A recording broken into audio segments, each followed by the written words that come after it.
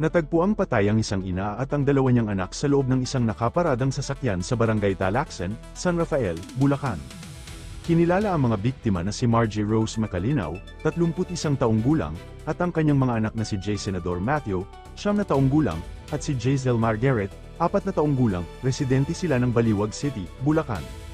Natagpuan sila sa loob ng isang kulay silver na Toyota Avanza na may plakang NKG3374, sa isang liblib na bahagi ng barangay, bandang alas 2 ng hapon noong Huwebes, Agosto 21, nang mai-report ito sa pulisya. Ano po kasi, kahapon po, nasa barangay nagbablatter ako, may tuwag po sa akin na sabi po may natagpuan daw pong kotse dito na mayroon daw mong pinatay sa loob ng kotse. Ngayon pumunta po ako dito, pagdating ko po dito, dito marami na pong tao tsaka marami na pong mga pulis. Wala po kasi akong kumbaga, hindi naman po kasi ako pwede magtanong. Kaya hindi ko po alam kung, hindi ko nga po nalaman kung taga saan o ano nangyari, bakit may pinatay.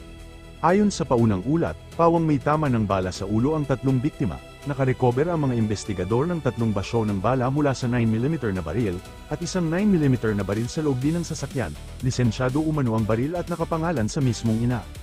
Huling nakita ang mag-iina noong Miyerkules, Agosto 19, bandang alas 5 ng hapon, ang live-in partner ng ginang na siyang ama ng mga bata ang nag-report sa pulisya nang mawala sila. Sa unang bahagi ng investigasyon, itinuring na person of interest ang live-in partner, ngunit ayon sa pulisya, sinusuportahan ng CCTV footage ang kanyang pahayag na wala siya sa lugar nang mangyari ang insidente. Sa pinakabagong update, tinitingnan ng pulisya ang insidente bilang posibleng double parricide at suicide. Lumabas sa pagsusuri ng cellphone ng ginang ang ilang mensahe na may kinalaman sa plano niyang kitilin ang sariling buhay kasama ang kanyang mga anak. Patuloy pa ring inaalam ang motibo. Nagsagawa na ng masusing investigasyon ng Bulacan Police Provincial Office at ang PNP Forensic Group sa utos ni Police Regional Office 3 Director Brigadier General Jess Mendez. Noong Sabado, sinabi ng PNP na may hawak na silang resulta na makakatulong para matukoy ang tunay na sanhi ng pagkamatay ng mag-iina. Nanawagan naman ng pamilya ng mga biktima na huwag magpakalat ng maling impormasyon sa social media. Yung live-in partner at ama ng mga bata na si Francisco Vicho E. Galvez ang unang nag-report na nawawala sila. Huli niyang nakita ang mag-iina alas 5 ng hapon noong ika-19 ng Agosto. Una siyang itinuring na person of interest, pero ayon sa pulisya, sinusuportahan ng CCTV recording sa kanilang lugar ang pahayag niya na wala siya sa pinangyarihan ng krimen nang mangyari ito. Pinaka-latest mula sa PNP noong Sabado, August 23, lumabas sa TV Patrol na may hawak ng resulta ang PNP na tutukoy sa pagkamatay ng mag-iina. Kasabay nito, nanawagan ang kaanak ng mga biktima na huwag magpakalat ng maling impormasyon sa social media tungkol sa trahedya.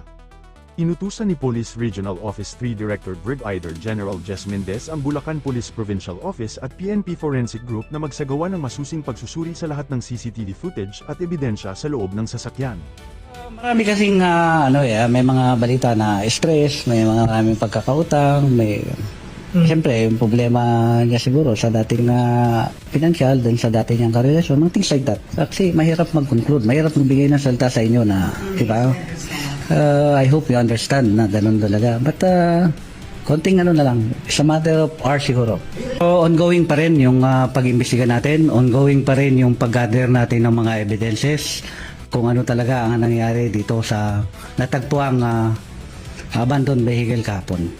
Sir, can you give us a timeline? Yung timeline mo ba, sir? From the moment na may tumawag, hanggang sa matagpuan sila, and going to the interview? Yeah, at around 2 p.m. yesterday, merong nakakita dun sa sasakyan at nung sinilip, may nakitang 3 tao. So immediately, nireport to sa ating kapulisan at nagresponde agad. Of course, the first responder secured the crime scene immediately. Then we requested yung SOCO.